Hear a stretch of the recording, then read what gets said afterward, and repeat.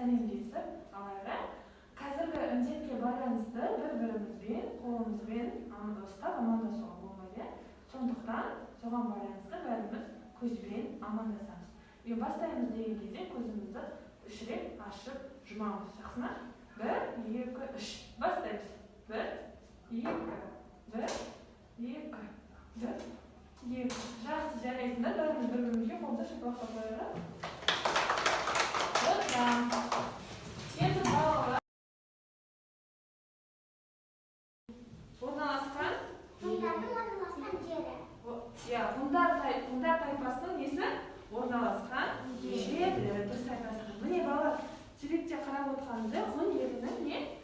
Ғұн тайпасының мал шаруашылығымен айналысқан жерлері, және де олар мал шаруашылықпен айналысқаннан кейін соны не істеген? Малды азық ретінде пайдаланып отырған. Ертедегі саяхатты бастамас бұрын алдымен видео ролик қояды.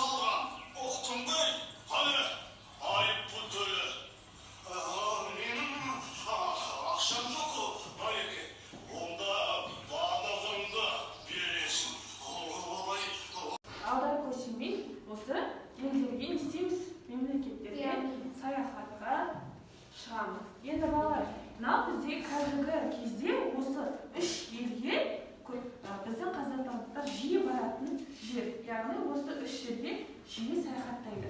Сіздер балалар, бізде Египет. Яғни Египетке пирамида көріп тұрмыз, дұрыс айтасың, пирамида. Тағы не көріп тұрмыз суретте? Теңіздерді көріп тұрмыз. Көбінесе елдер осы мемлекетке не істейді балалар? Саяхаттауға көп барады. Түркия елі мемлекетін бәріміз жақсы білеміз.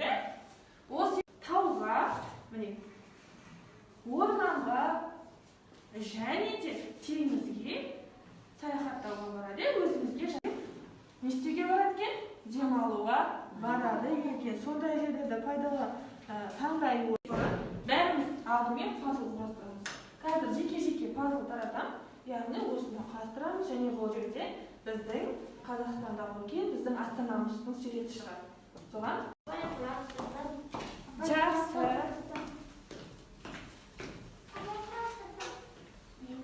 Апай менде. Жақсы, өте жарайсың. Енді бәрімізде болған қала. Міне, көріп тұрсыңдар ма?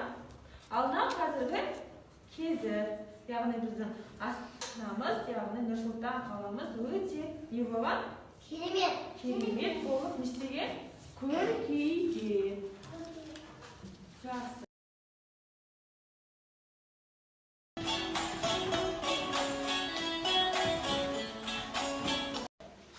Тақырып ертедегі саяхат деп астына жазасыңдар.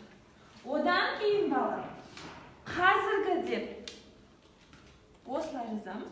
Одан кейін көлік, ұшақ. Одан кейін бұрынғы сіздерге осылай смайлик тараттым.